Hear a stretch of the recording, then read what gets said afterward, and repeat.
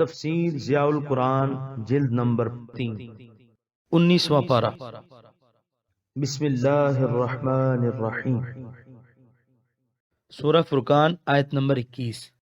وقال الذين لا يرجون لقاءنا لولا انزل علينا الملائكة او نرى ربنا لقد استكبروا في انفسهم وعتوا عتوا كبيرا۔ ترجمہ، اور کہا ان لوگوں نے جو امید نہیں رکھتے تھے ہم سے ملنے کی کہ کیوں نہ اتارے گئے ہم پر فرشتے یا ہم دیکھ لیتے اپنے رب کو۔ وہ اپنے آپ کو بہت بڑا سمجھنے لگے تھے اپنے دلوں میں، اور انہوں نے حد سے بڑھ کر سرکشی کی۔ سورہ فرقان آیت نمبر 21 کی تفسیر۔ کفار ایمان لانے کے لیے عجیب عجیب شرطیں عائد کرتے ہیں۔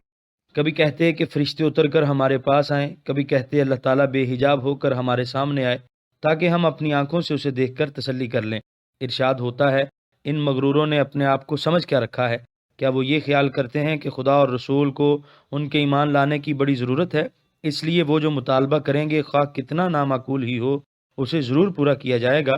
وہ اس غلط فہمی کو اپنے دل سے نکال دیں۔ سورہ فرقان آیت نمبر 22۔ یوم یرون الملائکۃ لا بشری یومئذ للمجرمین ویقولون حجرا محجورا۔ ترجمہ، جس روز وہ دیکھیں گے فرشتوں کو تو کوئی خوشی کی بات نہ ہوگی اس روز مجرموں کے لیے، اور فرشتے کہیں گے تمہارے لیے جنت کا داخلہ قطعاً حرام ہے۔ سورہ فرقان آیت نمبر 22 کی تفسیر۔ اگر ان کی خواہش کے مطابق فرشتے ان کے پاس اتر کر آئیں بھی تو وہ دن ان کے لیے فرحت اور مسرت کا دن نہیں ہوگا۔ فرشتے ان کے لیے کوئی خوشخبری لے کر نہیں آئیں گے، بلکہ انہیں یہ بتانے آئیں گے کہ توبہ کی مہلت ختم ہو گئی اور تمہارے لیے بہشت کا دروازہ بند کر دیا گیا اور اس میں تمہارا داخلہ ممنوع قرار دے دیا گیا ہے۔ یعنی فرشتے کہیں گے کہ جنہوں نے کلمہ شہادت نہیں پڑھا اور شریعت کے احکام کی پابندی نہیں کی ان کا جنت میں داخلہ قطعاً حرام اور ممنوع ہے۔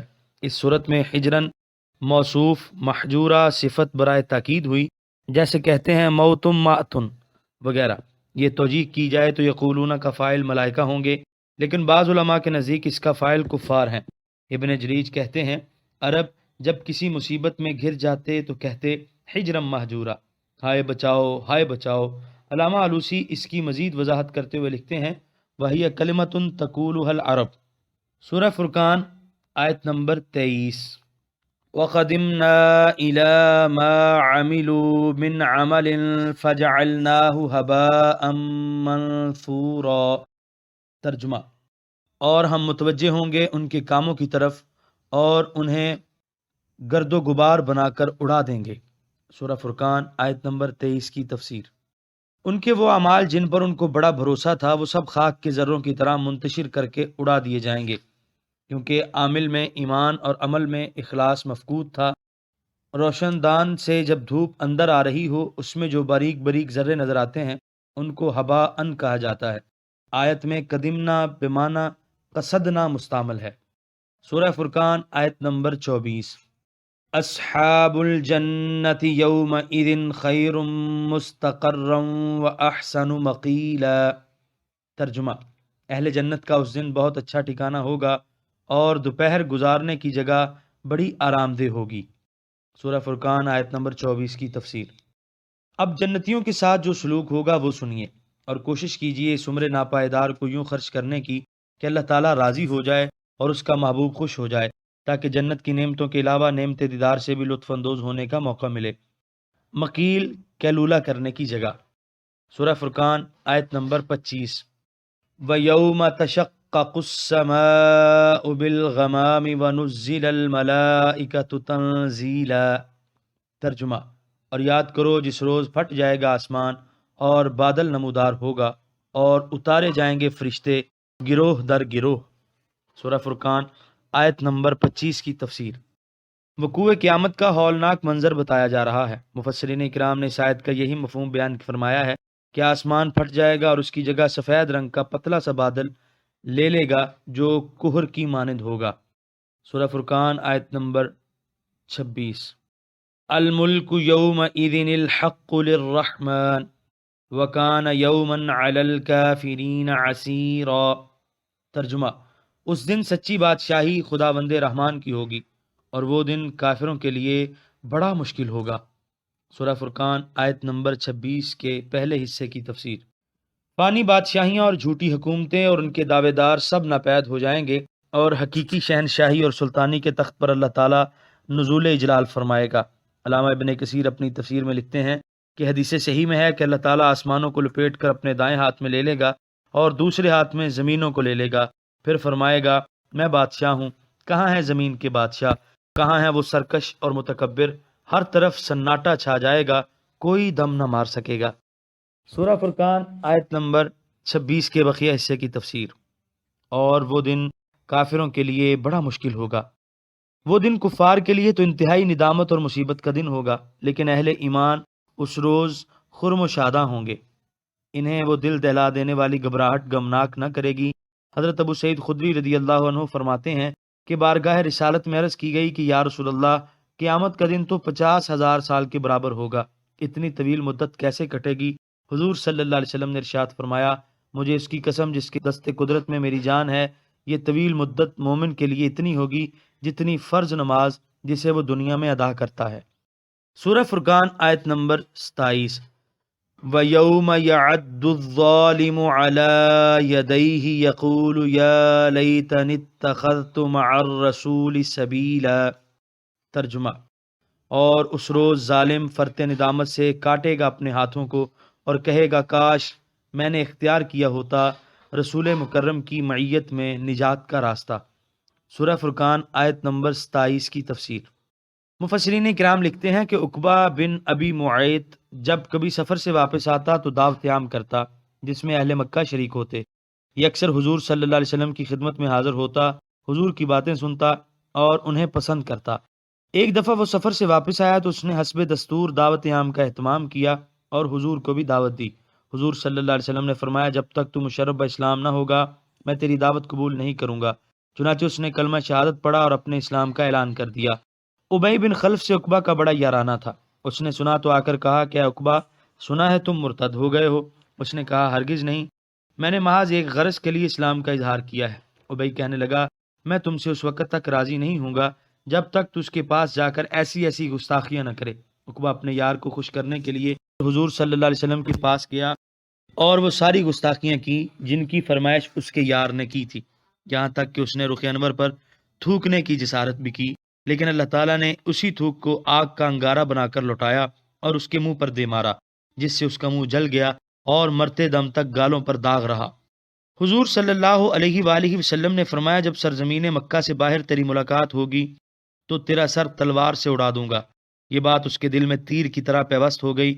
کئی سال بعد جب اہل مکہ بدر کی طرف جانے لگے تو اس نے پہلو تہی کرنا چاہی اور کہا تمہیں معلوم ہے اس شخص نے مجھے جو دھمکی دی تھی اور جو بات اس کے منہ سے نکلتی ہے پوری ہو کر رہتی ہے، مجھے یہیں رہنے دو۔ انہوں نے کہا تم بھی عجیب آدمی ہو، پہلے تو اس کے غالب آنے کا سوال ہی پیدا نہیں ہوتا، اور اگر بفرض محال کوئی ایسی صورت پیش آ بھی گئی تو تمہارے پاس تیز رفتار سرخ اونٹ ہے اور اس پر سوار ہو کر بھاگ جانا۔ چنانچہ اسے اپنی بدبختی لے گئی، کفر کی شکست ہوئی، یہ اپنے اونٹ کو لے کر بھاگا لیکن وادیوں کے پیچ و خم میں الجھ کر رہ گیا اور اسے گرفتار کر لیا گیا۔ چنانچہ حضور صلی اللہ علیہ وسلم کے حکم سے سیدنا علی کرم اللہ وجہہ نے اس کا سر قلم کیا۔ قیامت کے روز جب یہ قبر سے اٹھے گا تو اس کی حسرت و ندامت کی حالت ہوگی جو ان آیات میں مذکور ہے۔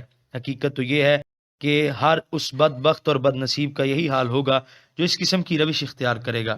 حضور صلی اللہ علیہ وسلم کی سنگت کو چھوڑ کر غیروں کی دوستی کا دم بھرے گا، بارگاہ رسالت میں گستاخی کر کے اپنے شیطانوں کو راضی کرنا چاہے گا، یہ سب ندامت سے ہونٹ چبائیں گے اور ہاتھ کاٹیں گے اور اپنی نلائکی اور کج فہمی پر پھٹکار بھیجیں گے۔ الذکری سے مراد قرآن حکیم بھی ہے اور حضور صلی اللہ علیہ وسلم کی ذات والا صفات بھی۔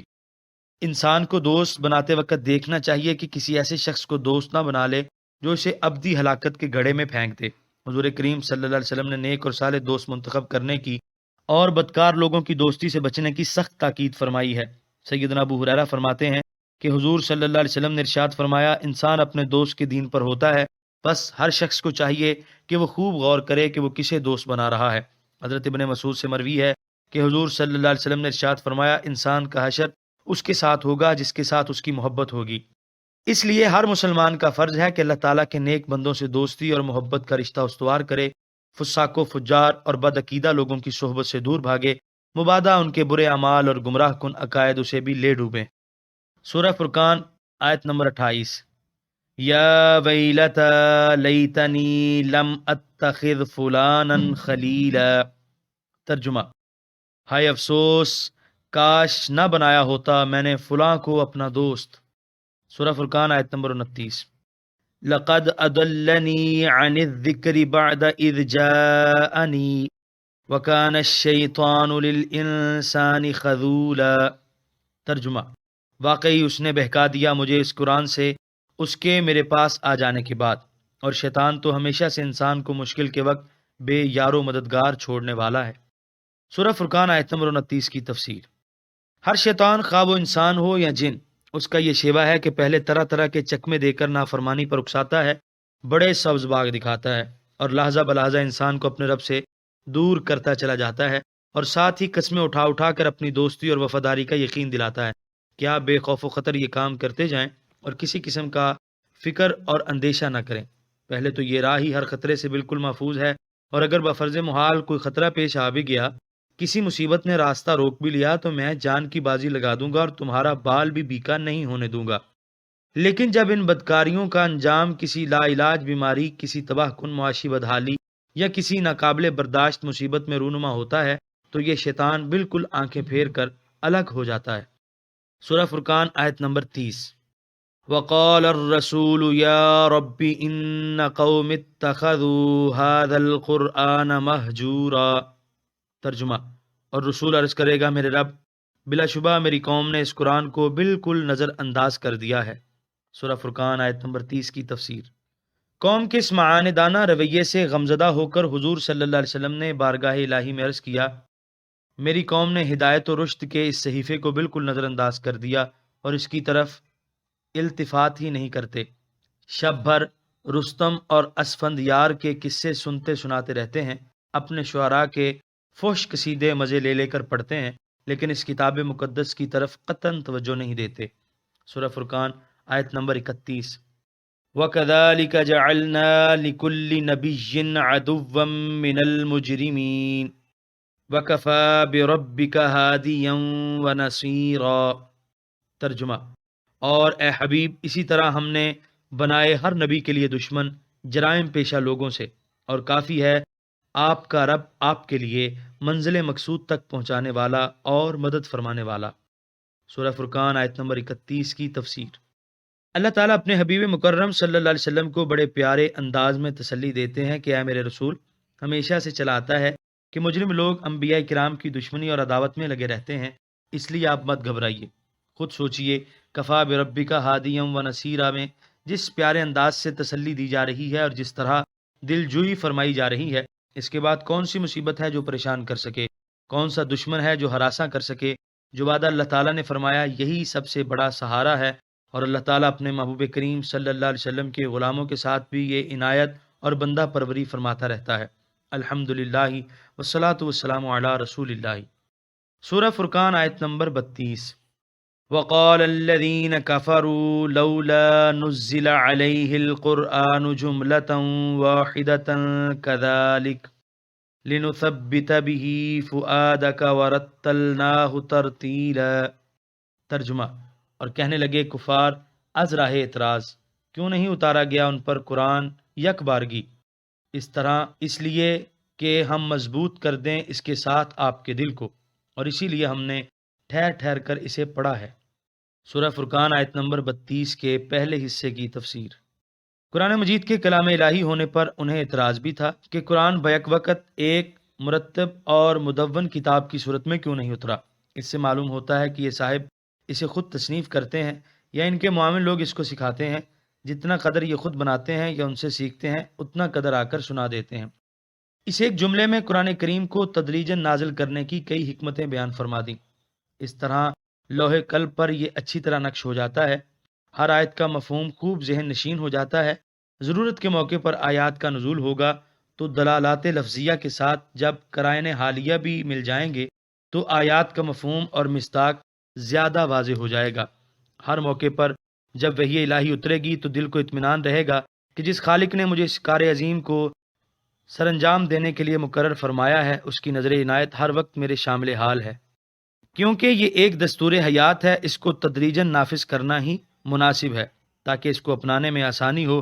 اگر کسی قوم کو اپنے تمام اطوار و رسوم کو یکبارگی ترک کر کے بالکل جدید دستور حیات اپنانے کا حکم دیا جائے تو اس کے لیے بڑا مشکل ہو جاتا ہے، لیکن اگر آہستہ آہستہ احکام نازل ہوں تو اس طرح ان پر عمل کرنے میں بڑی آسانی ہوتی ہے۔